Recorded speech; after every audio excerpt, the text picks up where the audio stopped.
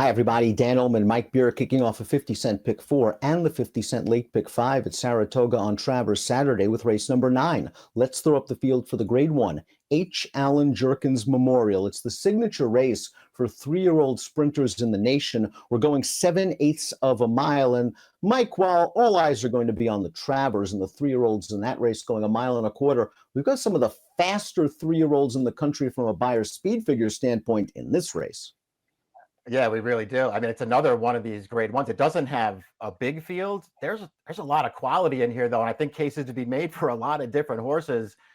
These 3 horses drawn to the 3 outside post there: Fort Bragg, New York Thunder, Arabian Lion, coming off of some really, really fast races.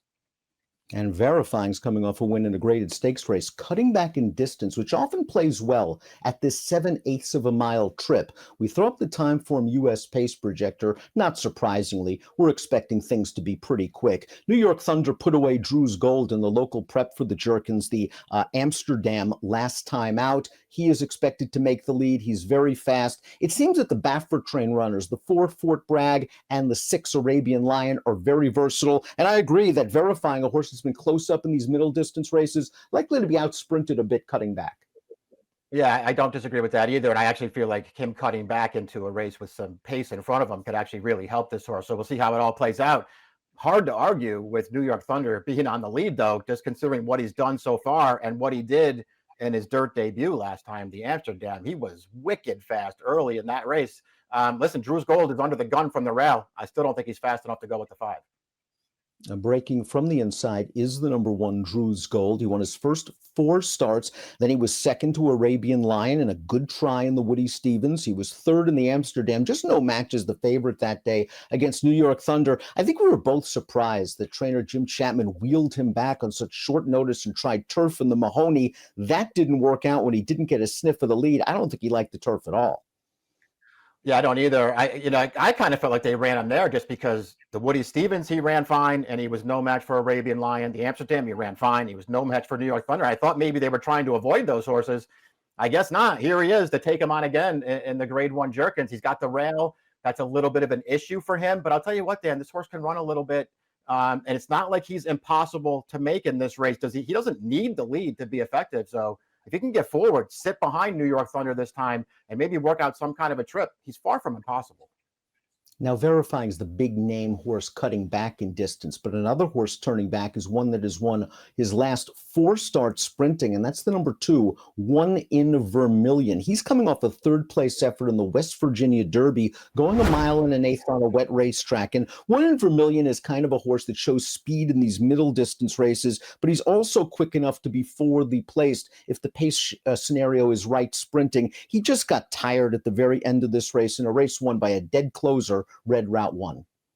Yeah, it doesn't seem like 9 furlongs is necessarily what he wants. So I wouldn't be too hard on him for this race. And it's worth noting the last time they turned him back from 9 to 7, it was a stakes winner in that last Barrera back in May at Santa Anita. So he can do this, Dan, but he's a horse who, so far, he's been at his best when he's able to make the lead. He can't make the lead in here.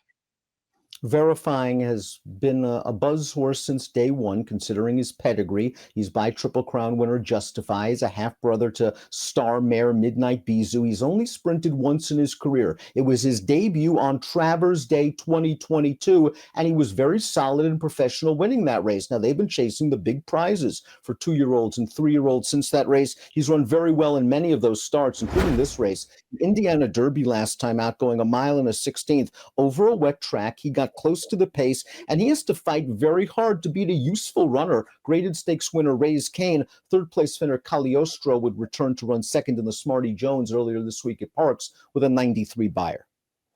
Yeah, I like this performance. That's not the strongest field in the world, but I just like that he fought off several different challenges in here and even staved off Ray's Kane, who had all the momentum at the end there. I just like that performance from Verifying. His Matt win two-back was fine. He was only second best in that race, but I don't really feel like this is a horse who wants 9 furlongs either. I've just kind of been waiting for them to cut this horse back, Dan. I think he's really improved as a 3-year-old. I get why they went in longer races with him. I get why they tried the Derby with him. I don't think that's what he really wants. I think he wants to go shorter. He'll have some pace in front of him here, and I do not think he's overmatched by these horses. Both of the Baffert train runners have sort of been in and outers throughout their short careers that are back in form, perhaps. The 4 Fort Bragg was one of the Baffert train 3-year-olds that went to Tim Yakteen. He was racing in cheek pieces in several of his starts, including a good second in the Pat Day Mile. Baffert got him back for the Dwyer, going a one-turn mile here. Cheek pieces were off, blinkers were on, and Fort Bragg and Saudi Crown put on a stretch show in the Dwyer. Fort Bragg getting the better at the end here into 106 Spire, and I guess this race was flattered when Saudi Crown came back and almost upset Forte in the Jim Dandy. Yeah, this is a very good horse that he's going to just outfinish at the end of this race, and they put an acre of ground on the rest of this field. This is a really strong performance, and it's now 2 in a row since they've gotten this horse cut back around one turn. It's 2 really good performances from this horse. He was really green early on. He's obviously gotten better as time has gone on. Cutting back to 7 furlongs, not supposed to be an issue. Super dangerous in this race. New York Thunder ran a hole in the wind in the Amsterdam. Again, the local prep for the Jerkens. This race at 6.5 furlongs, only his 4th lifetime start, his first race on dirt, and New York Thunder just exploded to the front, set a half-mile clocking of 43-2, and leaves Drew's Gold in his wake despite being very late to change leads. You betcha this was a fast race, 110 buyer. Yeah, really, really fast in this race. Fast early, still going at the end, just gives this field absolutely no chance behind him.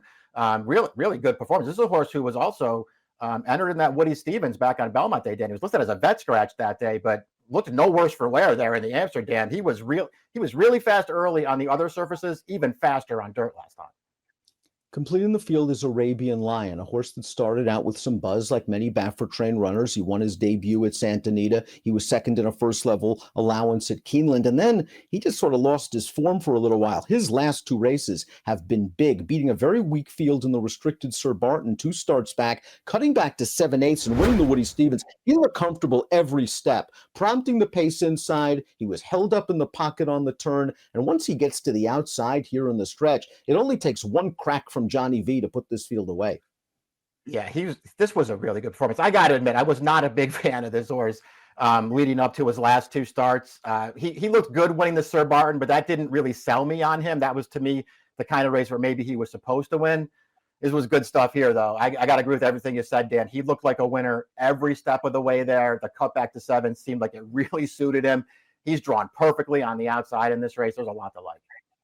Typical Baffert fast workouts leading up to this race, 59 and change from the gate. I'm expecting him to be sitting just off the leaders, maybe 2 off of it with a big look turning into the stretch. We take a look at our top selections for the H. Allen Jerkens.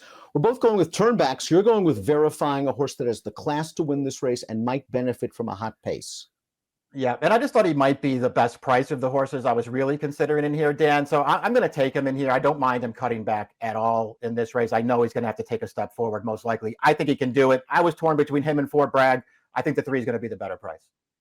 I think Fort Bragg has the tactical speed to succeed at 7 and maybe get the jump on Verifying turning into the stretch. His last race speaks for itself from a speed figure standpoint and from the quality of competition that he beat. 3-4-6-5 for Mike, 4-5-6-1 for me. The Grade 1 H. Allen Jerkens Memorial on a star-studded Travers Saturday at the Spa. Good luck.